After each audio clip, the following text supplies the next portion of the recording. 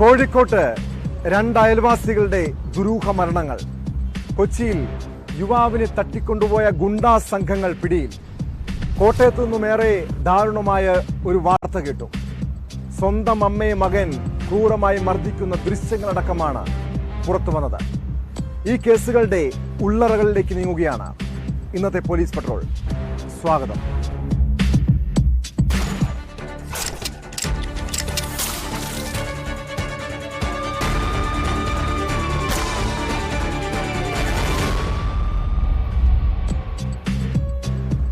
കോഴിക്കോട്ട് ഒരു വിളിപ്പാടകലെ രണ്ട് ദുരൂഹ മരണങ്ങൾ.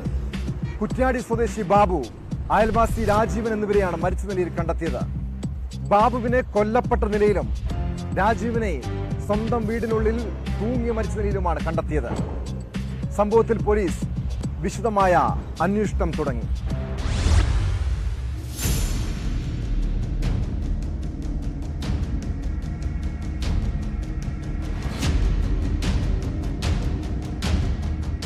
ഇന്ന് രാവിലെ 9:30 കൂടിയാണ് നാടിന് നടുക്കിയ നിഷ്ഠൂര കൊലപാതകമുണ്ടാവുന്നത്. കായക്കൊടി സ്വദേശി ബാബുവിനെ കഴുത്ത് പാതിയോളം വേർപെട്ട നിലയിലും ഒപ്പം തന്നെ കുടൽമാല അടക്കം പുറത്തേക്ക് വന്ന നിലയിലും കണ്ടെത്തുകയായിരുന്നു. ദേഹമാസകലം മുറിവേറ്റ പാടുകളുണ്ടായിരുന്നു. ബാബുട്ടിനെന്തോ ചെയ്തെന്ന് പറഞ്ഞിട്ടിങ്ങനെ വരുന്നത്. അപ്പോൾ ഞാനും എൻ്റെ ഭാര്യയും കൂടി ഓടിപ്പോയി റൂമിലൊക്കെ നോക്കുമ്പോൾ അവൻ്റെ കട്ടിൽ ഒരു സൈഡിൽ ഇങ്ങനെ മലന്ന് കിടന്നിട്ട് കൊത്തുകൊണ്ടായി അതിൽ വീണ് കിടക്കുന്നു. അപ്പോൾ അങ്ങനെ തന്നെ ഞാൻ പുറത്തിറങ്ങുന്ന ബാക്കിയുള്ള ആൾക്കാരെല്ലാം വിളിച്ച് പിന്നെ സ്റ്റേഷനിൽ അറിയിച്ച് കാര്യങ്ങളെല്ലാം ചെയ്ത് ആംബുലൻസ് വന്ന് കൊണ്ടുവന്ന് നോക്കുന്നവരാണ് വയറ്റിൽ ഒരു മുറിയും കൂടി കാണുന്നത്, കുടൽമാലകളെല്ലാം പുറത്തിയാടിയിട്ട് കാണുന്നത്. ഏകദേശം 1 മണിക്കൂറിനകം തന്നെ അദ്ദേഹത്തിന്റെ സുഹൃത്തും അയൽവാസിയുമായ രാജീവൻ തൂങ്ങി മരിച്ച നിലയിലും കണ്ടെത്തിയിരുന്നു. അതുകൊണ്ട് തന്നെ വളരെ ദുരൂഹതയാണ് തുടക്കം മുതൽ അവസാനം വരെ ഈ കേസിലുണ്ടായത്. ഇപ്പോഴും ആ കൊലപാതകം രാജീവൻ കൊലപാതകം അതായത് ബാബുവിനെ കൊലപ്പെടുത്തിയ ശേഷം തൂങ്ങി മരിക്കുകയായിരുന്നു എന്ന ഒരു പ്രാഥമിക നിഗമനം തന്നെയാണ് പോലീസിനുള്ളത്. പക്ഷേ ഈ രണ്ടുപേരും ജീവിച്ചിരിക്കാത്തത് കൊണ്ട് തന്നെ കൂടുതൽ അന്വേഷണം പോലീസിന്റെ ഭാഗത്ത് നിന്ന് കൃത്യമായ ഒരു അന്വേഷണം നടത്തേണ്ടതുണ്ട്. തൊട്ടിൽപ്പാലം പോലീസാണ് കേസ് അന്വേഷിക്കുന്നത്.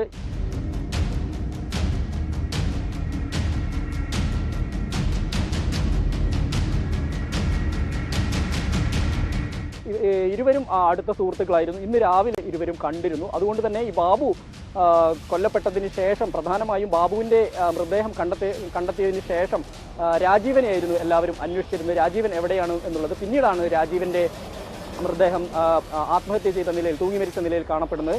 അതുകൊണ്ട് തന്നെയാണ് പോലീസ് പറയുന്നത് ഇവർ തമ്മിൽ മുമ്പ് പ്രശ്നങ്ങളൊന്നും ഉള്ളതായിട്ട് നാട്ടുകാർക്കോ മറ്റാർക്കോ അറിയില്ല. പക്ഷേ ഇന്ന് രാവിലെ ഇവർ തമ്മിൽ സംസാരിച്ചിരുന്നു. അല്പനേരം സംസാരിക്കുകയും പിന്നീട് അതൊരു വാക്കേറ്റത്തിൽ കലാശിക്കുകയും ശേഷം ബാബുവിനെ രാജീവൻ കൊലപ്പെടുത്തുകയായിരുന്നു എന്നുള്ള ഒരു നിഗമനത്തിലാണ് പോലീസ് ഇപ്പോഴും എത്തിച്ചേർന്നിരിക്കുന്നത്. എന്തായാലും തൊട്ടിൽപ്പാലം പോലീസ് ഇൻക്വസ്റ്റ് നടപടികൾ പൂർത്തിയാക്കിയത്. അതിനുശേഷം കോഴിക്കോട് മെഡിക്കൽ കോളേജിലാണ് പോസ്റ്റ്മോർട്ടം റിപ്പോർട്ട് വന്നതിന് ശേഷമായിരിക്കും കൂടുതൽ പേർ ഈ കൊലപാതകത്തിൽ ഒരുപക്ഷെ രാജീവിന്റെ കൂടെ സഹായികൾ ആരെങ്കിലും ഉണ്ടായിരുന്നു എന്നതുൾപ്പെടെയുള്ള കാര്യങ്ങൾ കണ്ടെത്തേണ്ടതുണ്ട്. ഫോറൻസിക് പരിശോധനയും പൂർത്തിയായിട്ടുണ്ട്. ഇതിന്റെ ഫലങ്ങളെല്ലാം പുറത്തു വരേണ്ടതുണ്ട്. ഒപ്പം തന്നെ പോലീസ് കൃത്യമായും ഇതിൽ ആരാണ് കൊലപാതകം നടത്തിയത് എന്നുള്ള കാര്യത്തിൽ ഇപ്പോഴും ഒരു നിഗമനത്തിൽ മാത്രമേ എത്തിച്ചേരാൻ പോലീസിന് കഴിഞ്ഞിട്ടുള്ളൂ. അതുകൊണ്ട് തന്നെ കൃത്യമായ ഒരു വിവരം ലഭിക്കണമെങ്കിൽ എന്തായാലും പോലീസിന്റെ അന്വേഷണം കൂടുതൽ ഫർദർ ഇൻവെസ്റ്റിഗേഷൻ ഇക്കാര്യത്തിൽ ആവശ്യമാണ്.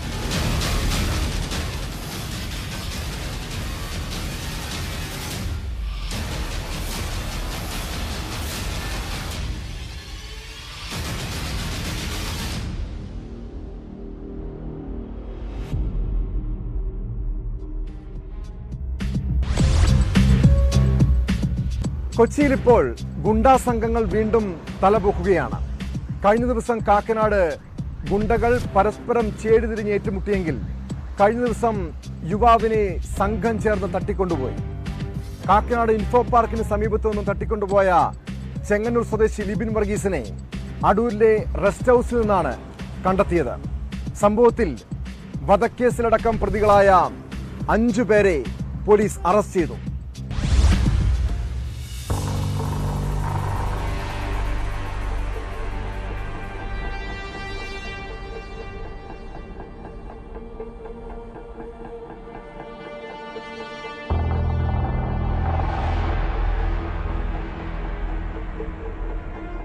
കൊട്ടേഷൻ സംഘമാണ് യുവാവിനെ തട്ടിക്കൊണ്ടുവന്നത്. കൊച്ചി ഇൻഫോ പാർക്ക് നൽകിയ വിവരത്തിന്റെ അടിസ്ഥാനത്തിലാണ് അടൂർ പോലീസ് ഇയാളെ മോചിപ്പിച്ചത്. ചൊവ്വാഴ്ച വൈകിട്ട് കൊച്ചി ഇൻഫോ പാർക്കിന് സമീപത്ത് നിന്നാണ് ചെങ്ങന്നൂർ സ്വദേശി ലിബിൻ വർഗീസിനെയും ഭാര്യയെയും ഒരു സംഘം കാറിൽ തട്ടിക്കൊണ്ടുപോയത്. ഭാര്യയെ പിന്നീട് കാക്കനാട് കിൻഫ്ര പരിസരത്ത് ഉപേക്ഷിച്ച് സംഘം ലിബിനുമായി അടൂരിലേക്ക് പുറപ്പെട്ടു. ഭർത്താവിനെ തട്ടിക്കൊണ്ടുപോയെന്ന പരാതിയുമായി ഭാര്യ ഇൻഫോ പാർക്ക് പോലീസിനെ സമീപിച്ചതോടെയാണ് വിവരം പുറത്തറിയുന്നത്. പോലീസ് അന്വേഷണത്തിനിടയിൽ പ്രതികൾ ലിബിന്റെ സഹോദരന്റെ ഫോണിൽ വിളിച്ച് 5 ലക്ഷം രൂപ മോചനദ്രവ്യം ആവശ്യപ്പെട്ടു. ഇത് കേന്ദ്രീകരിച്ച് ഇൻഫോ പാർക്ക് പോലീസ് നടത്തിയ അന്വേഷണത്തിലാണ് അടൂർ റെസ്റ്റ് ഹൌസിൽ സംഘമുണ്ടെന്ന് വ്യക്തമായത്. ഇൻഫോ പാർക്ക് പോലീസ് നൽകിയ വിവരത്തിന് പിന്നാലെ അടൂർ പോലീസ് റെസ്റ്റ് ഹൌസിലെത്തി ലിബിൻ വർഗീസിനെ മോചിപ്പിക്കുകയും 5 പേരെ അറസ്റ്റ് ചെയ്യുകയും ചെയ്തു.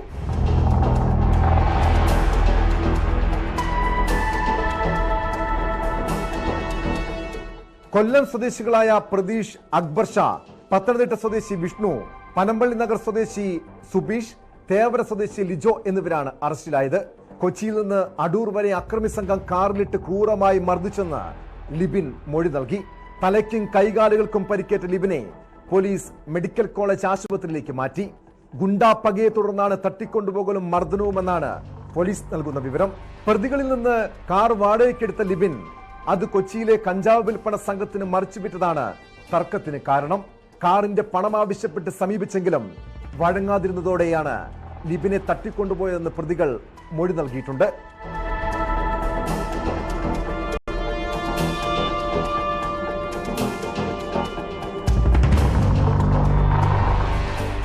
പ്രതികളിൽ ഒരാൾ കൊലപാതകം ഉൾപ്പെടെ നിരവധി കേസുകളിൽ പ്രതിയാണ്. മർദ്ദനമേറ്റ ലെവിൻ 50 കിലോ കഞ്ചാവ് കടത്തിയ കേസിൽ പിടികിട്ടാപ്പുള്ളിയാണെന്നും പോലീസ് വ്യക്തമാക്കി. പത്തനംതിട്ടയിൽ നിന്നും ശശി നാരായണ, ന്യൂസ് 18. കൊച്ചിയിൽ നിന്നും പോലീസ് പെട്രോൾ ഇനി പോകുന്നത് കോട്ടയത്തേക്കാണ്. അവിടെ നിന്നും ഏറെ വേദനിപ്പിക്കുന്ന ഒരു വാർത്തയെന്ന് കേട്ടു. 93 വയസ്സുള്ള വൃദ്ധമാതാവിനെ മകൻ ക്രൂരമായി മർദ്ദിച്ചു. മദ്യലഹരിയിലായിരുന്നു മർദ്ദനം. സംഭവത്തിൽ മീനടം സ്വദേശി വർഗീസ് തോമസിനെ പോലീസ് പിടികൂടി. ഇയാളുടെ ഭാര്യ പകർത്തിയ ദൃശ്യങ്ങളുടെ അടിസ്ഥാനത്തിലായിരുന്നു പോലീസിന്റെ നടപടി.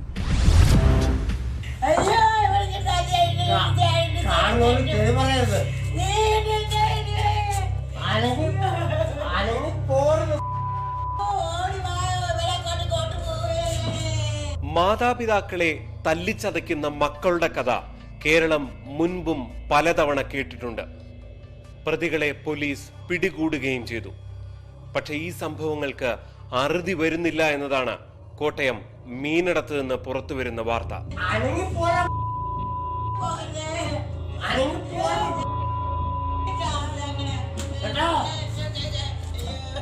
കോട്ടയം മീനടം മാത്തൂർപ്പടി തെക്കയിൽ കൊച്ചുമോൻ എന്ന 48 വയസ്സുകാരനാണ് സ്വന്തം പെറ്റമ്മയെ ഇങ്ങനെ ക്രൂരമായി തല്ലിച്ചതച്ചത്. മദ്യലഹരിയിലായിരുന്നു കൊച്ചുമോന്റെ അതിക്രമം അത്രയും.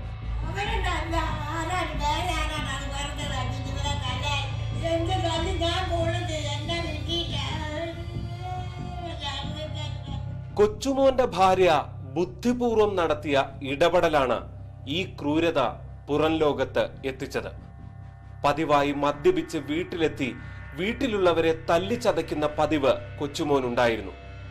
കഴിഞ്ഞ ദിവസം മാതാപിതാക്കളെ ഇതേപോലെ തല്ലിച്ചതച്ചപ്പോൾ ഭാര്യ ഈ ദൃശ്യം മൊബൈലിൽ പകർത്തി വാർഡ് കൗൺസിലർക്കും അയൽവാസികൾക്കും അയച്ചു കൊടുക്കുകയായിരുന്നു. പോലീസിന്റെ കയ്യിൽ ദൃശ്യമെത്തിയതോടെ കൊച്ചുമോൻ കുടുങ്ങി.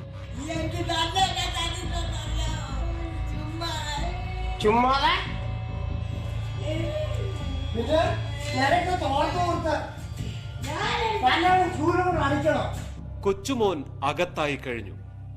ആരെയും കൂസാതെ അതിക്രമം നടത്തുന്നവർക്ക് ഇതൊരു പാഠമാണ്. ഒരു നാൾ പിടിക്കപ്പെടും. ഇമ്മാനുവൽ തോമസിനൊപ്പം ജി ശ്രീജിത്ത്, ന്യൂസ് 18, കോട്ടയം. കോട്ടയത്ത് നിന്നും മദ്യലഹരിയിൽ സ്വന്തം അമ്മയെ മകൻ ക്രൂരമായി മർദ്ദിച്ച വാർത്തയാണ് പുറത്തു വന്നതെങ്കിൽ ആലപ്പുഴയിൽ നിന്നും കഞ്ചാവ് ലഹരിയിൽ ഒരു യുവാവിന്റെ കൊടും ക്രൂരതയുടെ വാർത്ത കേട്ടു. ആലപ്പുഴയിൽ ഭിന്നശേഷിക്കാരിയായ യുവതിയെ ബലാത്സംഗം ചെയ്തു. സംഭവത്തിൽ പ്രതി പ്രണവിനെ പോലീസ് അറസ്റ്റ് ചെയ്തു. യുവതി ഇപ്പോൾ മാവേലിക്കരയിലെ താലൂക്ക് ആശുപത്രിയിൽ ചികിത്സയിലാണ്. പ്രതി ലഹരിക്കടിമയാണെന്ന് പോലീസ് പറഞ്ഞു.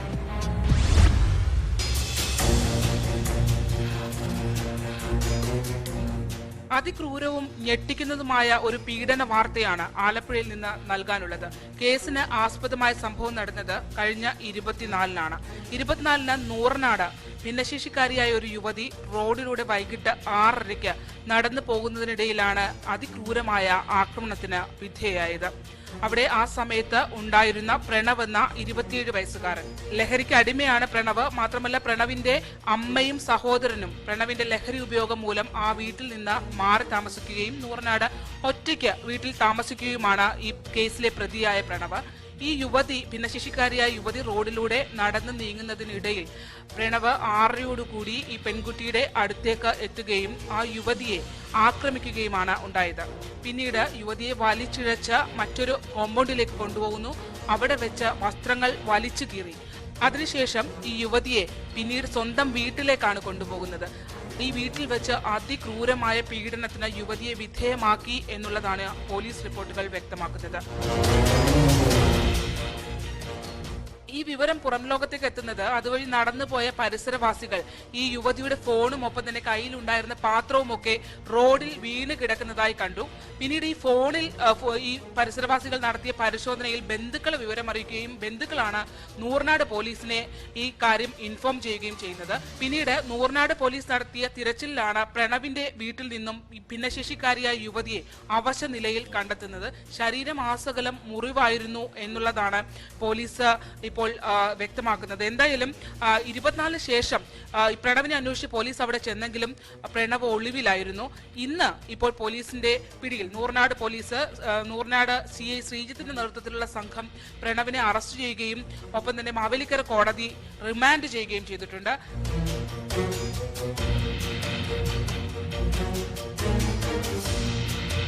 യുവതി ഇപ്പോൾ ഉള്ളത് മാവേലിക്കര ആശുപത്രിയിലാണ്. ശരീരമാസകലം മുറിവുണ്ട് എന്നുള്ളതാണ്. അതിക്രൂരമായ രീതിയിൽ തന്നെയാണ് ഈ ഭിന്നശേഷിക്കാരിയായ യുവതിയെ പ്രണവ് ശാരീരികമായി ലൈംഗികമായി ചൂഷണം ചെയ്തത് എന്നുള്ളതാണ് പോലീസിന്റെ കണ്ടെത്തൽ. എന്തായാലും 24 ശേഷം ഇത്രയും ദിവസത്തിനുള്ളിൽ പോലീസിന് പ്രതിയെ കണ്ടെത്താൻ കഴിഞ്ഞിട്ടുണ്ട്. ഒപ്പം അന്വേഷണ സംഘം മറ്റ് വിവരങ്ങൾ തേടുന്നു. ശാസ്ത്രീയമായ തെളിവുകൾ, അതായത് ഈ പീഡനം നടന്ന സ്ഥലത്തെത്തി ശാസ്ത്രീയമായ തെളിവുകൾ അടക്കം ഇപ്പോൾ ശേഖരിച്ചു വരികയാണ്.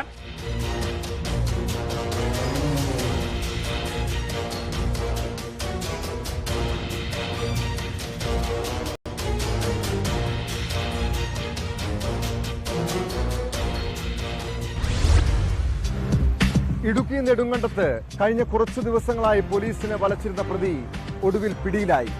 15-കാരിയായ മകളെ പീഡിപ്പിച്ച കേസിൽ പോലീസ് കസ്റ്റഡിയിലേക്ക് രക്ഷപ്പെട്ടയാളാണ് പിടിയിലായത്. ഇയാളുടെ വീടിന് സമീപത്തു നിന്നാണ് അറസ്റ്റ്.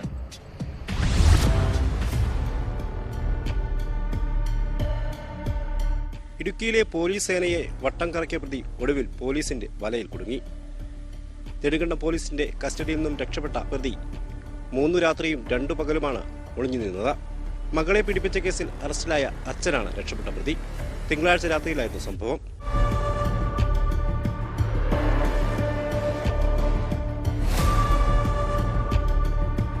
പലതവണ പ്രതി പോലീസിന്റെയും നാട്ടുകാരുടെയും മുൻപിൽ അകപ്പെട്ടു. എന്നാൽ ഓരോ തവണയും അതിവിദഗ്ധമായി ഇയാൾ ഓടി രക്ഷപ്പെട്ടു.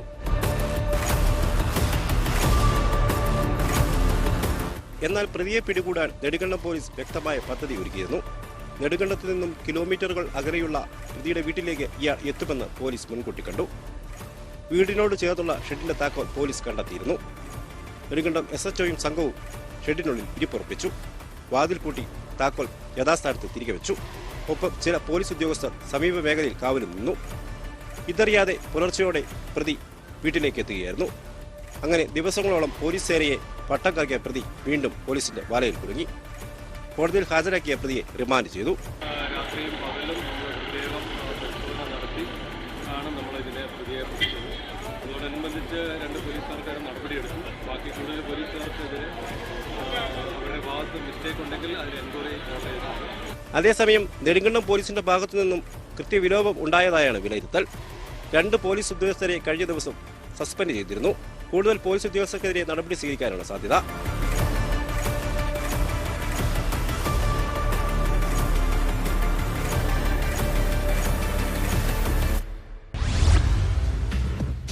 കൊച്ചിയിൽ ലഹരി കേസുകൾ ഇപ്പോൾ പുതുമയല്ല. പക്ഷേ മാരക മയക്കുമരുന്നുകൾ ഇവിടേക്ക് എത്തിക്കുന്ന സംഘങ്ങൾ സജീവമാണ്. അതിൽ യുവതികളുമുണ്ട്. അവരെ ഉപയോഗിച്ചാണ് ലഹരിക്കടത്ത്. ഇന്ന് ഗർഭിണിയടക്കം 3 പേർ പിടിയിലായി. നൈട്രോസെപ്പാം ഗുളികകൾ, MDMA ഉൾപ്പെടെയുള്ള മാരക മയക്കുമരുന്നുകളാണ് ഇവരിൽ നിന്നും പിടിച്ചെടുത്തത്.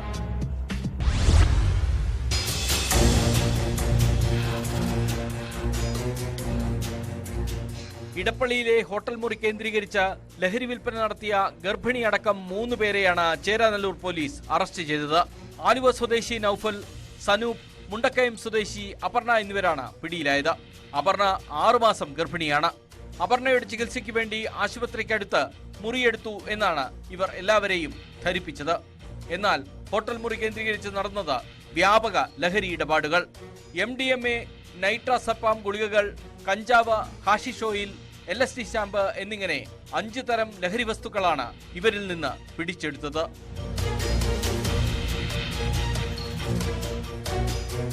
ഹോട്ടൽ മുറിയിലേക്ക് ഇടപാടുകാരെ വിളിച്ചു വരുത്തിയാണ് വിൽപ്പന. ഇവർക്ക് മറ്റ് ലഹരി സംഘങ്ങളുമായി ബന്ധമുണ്ട്. പലതരം സംഘങ്ങളിൽ നിന്നാണ് വ്യത്യസ്തമായ ലഹരി വസ്തുക്കൾ ഇവർ വാങ്ങി വിൽപ്പനയ്ക്കായി എത്തിച്ചത്. സംശയം തോന്നിയാണ് ഇവരുടെ മുറി പോലീസ് പരിശോധിച്ചത്. ഇവരുമായി ബന്ധം തുടർന്നിരുന്ന മറ്റ് സംഘങ്ങളെക്കുറിച്ചുള്ള അന്വേഷണമാണ് അടുത്തത്. ഇവരെ ചോദ്യം ചെയ്യുന്നതോടെ ഇത്തരം കൂടുതൽ വിവരങ്ങൾ കിട്ടുമെന്നാണ് പോലീസിന്റെ പ്രതീക്ഷ.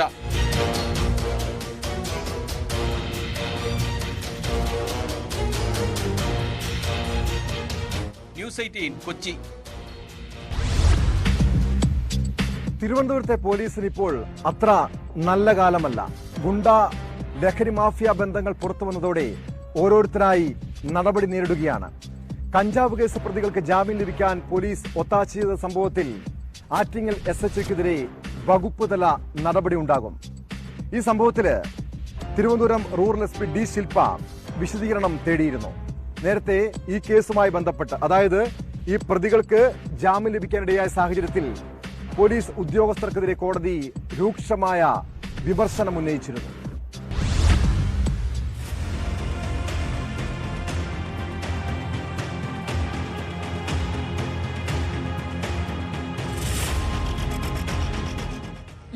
കിലോ കഞ്ചാവ് കടത്തിയ കേസിൽ അറസ്റ്റിലായ 3 പ്രതികൾക്ക് സ്വാഭാവികമായി ജാമ്യം ലഭിച്ചതിന് പിന്നാലെയാണ് കോടതിയുടെ ഭാഗത്തു നിന്ന് രൂക്ഷമായ വിമർശനം അന്വേഷണ ഉദ്യോഗസ്ഥനായിരുന്ന ആറ്റിങ്ങൽ CIക്കെതിരെ ഉണ്ടായത്. അതിന്റെ പശ്ചാത്തലത്തിലാണ് DGPയോട് ഈ ഉദ്യോഗസ്ഥന്റെ പശ്ചാത്തലമടക്കം വിശദമായി അന്വേഷിക്കണമെന്ന് തിരുവനന്തപുരം അഡീഷണൽ സെഷൻസ് കോടതി തന്നെ ആവശ്യപ്പെടുന്ന ഒരു സാഹചര്യം ഉരുത്തിരിയുകയും ചെയ്തത്. അതിന്റെ പശ്ചാത്തലത്തിലാണ് റൂറൽ SP D ശില്പ, തിരുവനന്തപുരം റൂറൽ SP ആയിട്ടുള്ള D ശില്പ ഇതുമായി ബന്ധപ്പെട്ട ഈ അന്വേഷണ ഉദ്യോഗസ്ഥനായിരുന്ന ആറ്റിങ്ങൽ CI തൻസീറിനോട് വിശദീകരണം തേടിയിരിക്കുന്നത്.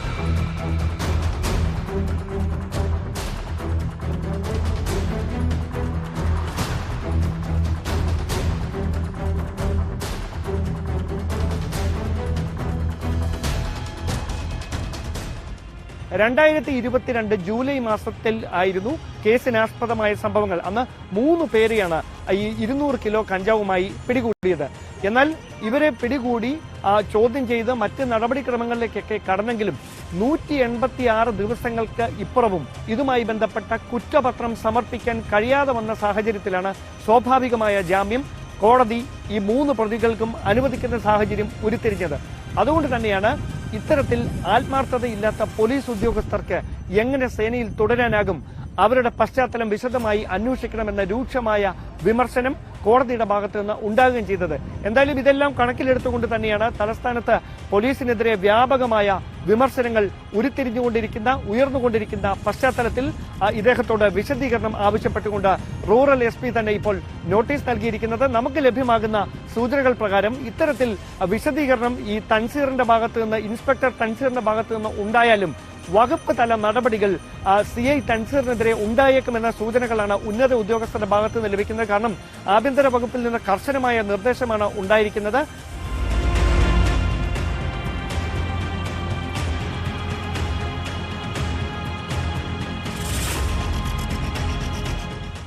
പോലീസ് സേനയ്ക്ക് മുഴുവൻ അവമതിപ്പുണ്ടാക്കുന്ന തരത്തിലുള്ള പ്രവർത്തനങ്ങൾ കഴിഞ്ഞ ഏതാനും നാളുകളായി തലസ്ഥാന ജില്ലയിൽ ഉത്തരവാദിത്തപ്പെട്ട ചില സ്ഥാനത്തിരിക്കുന്ന ഉദ്യോഗസ്ഥരുടെ ഭാഗത്തു നിന്ന് ഉണ്ടാകുന്നു. സേനയ്ക്ക് ഉള്ളിൽ ഇനി ഇത്തരത്തിലുള്ളവർ കാക്കിയിൽ ഉണ്ടാകാൻ പാടില്ല, അവർക്കെതിരെ കർശനമായ നടപടി എടുത്തേ കഴിയൂ എന്നൊരു നിലപാടിലാണ് സംസ്ഥാന പോലീസ് മേധാവിയും ആഭ്യന്തര വകുപ്പും. അതുകൊണ്ട് തന്നെ CI ഇതുമായി ബന്ധപ്പെട്ട എന്ത് തരത്തിലുള്ള വിശദീകരണം റൂറൽ SP-ക്ക് നൽകിയാലും അദ്ദേഹത്തിനെതിരെ വകുപ്പ് തല നടപടികൾ ഉണ്ടാകുമെന്ന സൂചനകൾ തന്നെയാണ് ഉന്നത ഉദ്യോഗസ്ഥരുടെ ഭാഗത്തു നിന്ന് നമുക്ക് ലഭ്യമാകുന്നത്.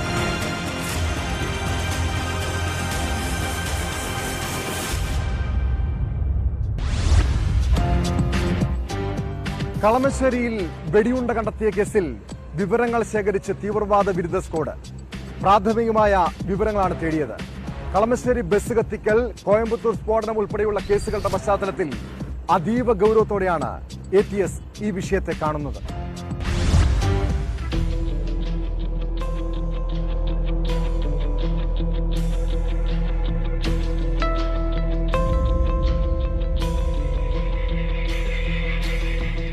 കളമശ്ശേരിയിൽ വെടിയുണ്ട കണ്ടെടുത്ത സംഭവത്തിൽ അന്വേഷണത്തിനൊരുങ്ങി സംസ്ഥാന തീവ്രവാദ വിരുദ്ധ സ്ക്വാഡും. ഇതിന്റെ ഭാഗമായി പ്രാഥമികമായ വിവരങ്ങൾ അന്വേഷണ സംഘം ശേഖരിച്ചിട്ടുണ്ട്. നിലവിൽ കളമശ്ശേരി പോലീസാണ് ഇത് സംബന്ധിച്ച അന്വേഷണം നടത്തുന്നത്. ഇവരിൽ നിന്നുമാണ് വെടിയുണ്ടകൾ കണ്ടെടുത്ത സാഹചര്യവും വെടിയുണ്ടകളെക്കുറിച്ചുമെല്ലാം വിശദാംശങ്ങൾ ശേഖരിച്ചിട്ടുള്ളത്.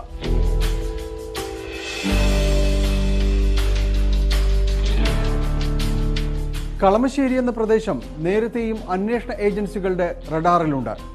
കളമശ്ശേരി ബസ് കത്തിക്കൽ കേസുമായി ബന്ധപ്പെട്ടായിരുന്നു ആദ്യത്തെ അന്വേഷണങ്ങളിലൊന്ന്. പിന്നീട് സിമി കേസുമായി ബന്ധപ്പെട്ടുകൊണ്ടുള്ള അന്വേഷണവും കളമശ്ശേരിയിലേക്ക് ചെന്നെത്തിയിട്ടുണ്ട്. ഏറ്റവും ഒടുവിൽ കോയമ്പത്തൂർ സ്ഫോടന പദ്ധതിയുമായി ബന്ധപ്പെട്ട നിരവധിയായ അന്വേഷണങ്ങൾ കളമശ്ശേരിയും പരിസര പ്രദേശങ്ങളും കേന്ദ്രീകരിച്ച് നടന്നു. ഈ സാഹചര്യങ്ങൾ കൊണ്ട് തന്നെയാണ് കളമശ്ശേരിയിൽ വെടിയുണ്ട കണ്ടെടുത്ത സംഭവം അത്ര കണ്ട് നിസ്സാരമായി കാണാൻ അന്വേഷണ ഏജൻസികൾ തയ്യാറാകാത്തത്. അതുകൊണ്ട് തന്നെയാണ് സംസ്ഥാന തീവ്രവാദ വിരുദ്ധ സ്ക്വാഡും ഈ വെടിയുണ്ട കണ്ടെടുത്ത സംഭവത്തിലേക്ക് അന്വേഷണത്തിനായി കടക്കുന്നത്.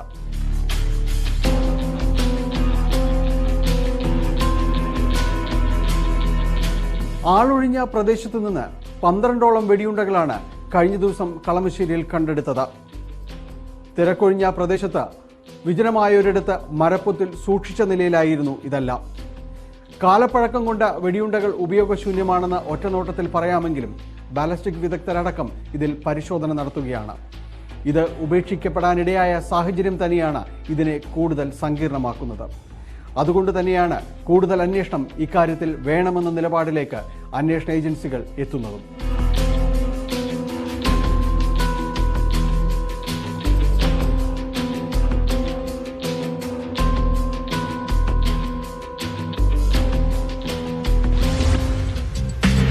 ഇടുക്കി കഞ്ഞിക്കുഴിയിൽ വ്യാജ മദ്യനിർമ്മാണ കേന്ദ്രം.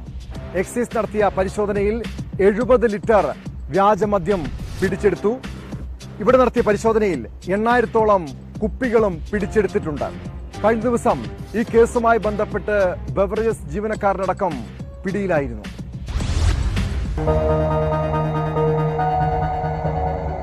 ഇടുക്കിയുടെ ചരിത്രത്തിലെ ഏറ്റവും വലിയൊരു വ്യാജമദ്യവേട്ടയാണ് ഇന്ന് കഞ്ഞിക്കുഴിയിൽ നടന്നത്. ഏതാണ്ട് 70 ലിറ്ററോളം വ്യാജമദ്യമാണ് പിടിച്ചതെങ്കിലും 8008 കുപ്പികളാണ് ഇവിടെ വ്യാജമദ്യം തയ്യാറാക്കി വിൽക്കുന്നതിന് വേണ്ടിയിട്ട് അവർ തയ്യാറാക്കി വെച്ചിരുന്നത്. കഞ്ഞിക്കുഴി തോട്ടുപുറത്ത് ബിനു മാത്യുവിന്റെ വീട്ടിൽ നടത്തിയ പരിശോധനയിലാണ് ബോട്ടിലിംഗ് പ്ലാന്റ് ഉൾപ്പെടെ വ്യാജമദ്യ നിർമ്മാണ യൂണിറ്റ് അധികൃതർ പിടിച്ചെടുത്തത്. വ്യാജ ഹോളോഗ്രാമും ലേബലും ഉൾപ്പെടെ പതിച്ച് വിൽപ്പനയ്ക്ക് തയ്യാറാക്കിയ നിലയിലാണ് മദ്യം സൂക്ഷിച്ചിരുന്നത്. കഴിഞ്ഞ ദിവസം ജീപ്പിൽ വ്യാജമദ്യം കടത്താൻ ശ്രമിച്ചതിന് ബിനു ഉൾപ്പെടെ 4 പേരെ പൂപ്പാറയിൽ നിന്നും എക്സൈസ് സംഘം പിടികൂടിയിരുന്നു. ബിവറേജസ് കോർപ്പറേഷന്റെ പൂപ്പാറ ഔട്ട്ലെറ്റിലെ ജീവനക്കാരനും കേസിൽ ഉൾപ്പെട്ടിരുന്നു. തിരുവനന്തപുരം സ്വദേശിയായ ഇയാൾ മുഖേനയാണ് ബിനു വ്യാജമദ്യം നിർമ്മിച്ച് വിൽപ്പന നടത്തിയിരുന്നത്. ബീവറേജ് കോർപ്പറേഷനിൽ നിന്നും ജോലി ചെയ്തിരുന്ന ആ വ്യക്തിയുടെ ഇതിൻ്റെ അകത്തുള്ള ഇൻവോൾവ്മെന്റും അദ്ദേഹത്തിന്റെ ഇടപെടലുമൊക്കെ ഇതിനെക്കുറിച്ച് ഉദ്യോഗസ്ഥരെ പരിശോധിക്കുന്നുണ്ട്. കൂടുതൽ സംഘം ഇനി ബീവറേജ് കോർപ്പറേഷനുമായി ബന്ധപ്പെട്ട ആളുകളും കൂടുതൽ സംഘമുണ്ടോ എന്നും ഇപ്പോൾ എക്സൈസ് സംഘം അന്വേഷിച്ചു വരികയാണ്.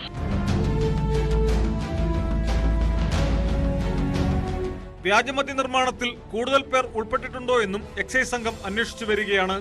തോട്ടുപുറത്ത് ബിനു മാത്യു എന്നയാളുടെ വീട്ടിൽ നിന്നും ഒരു വ്യാജ മദ്യനിർമ്മാണ യൂണിറ്റ് നമ്മൾ കണ്ടെടുത്തിട്ടുണ്ട്.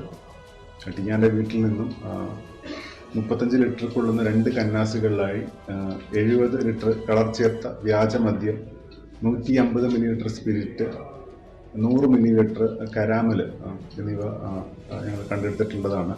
ന്യൂസ് 18 ഇടുക്കി. നാട് ലഹരി മാഫിയയുടെ പിടിയിലാണ്. സ്കൂൾ വിദ്യാർത്ഥികളടക്കം കഞ്ചാവ് എത്തിച്ചിരുന്ന 2 അംഗ സംഘത്തെ പാലക്കാട് പട്ടാമ്പിയിൽ നിന്നും പിടികൂടി.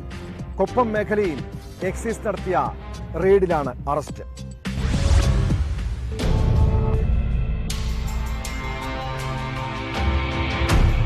കഞ്ചാവ് കടത്തുകയും സൂക്ഷിക്കുകയും ചെയ്ത 2 പേരാണ് പട്ടാമ്പിയിൽ അറസ്റ്റിലായത്. രഹസ്യവിവരത്തിന്റെ അടിസ്ഥാനത്തിൽ എക്സൈസ് സംഘം കൊപ്പം മേഖലയിൽ നടത്തിയ റെയ്ഡിലാണ് അറസ്റ്റ്.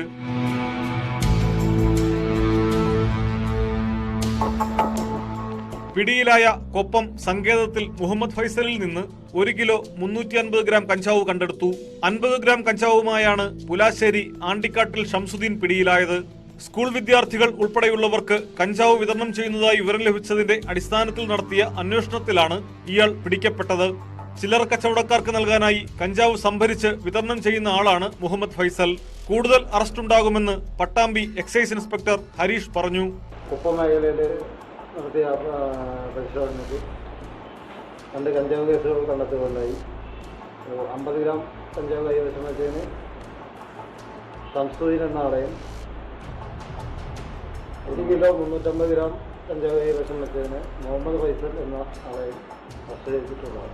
പട്ടാമ്പി മേഖലയിൽ അടുത്തിടെ കഞ്ചാവ് ലോബി പിടിമുറുക്കിയതായ വിവരങ്ങളുടെ അടിസ്ഥാനത്തിലാണ് എക്സൈസ് നടപടികൾ കടുപ്പിച്ചത്.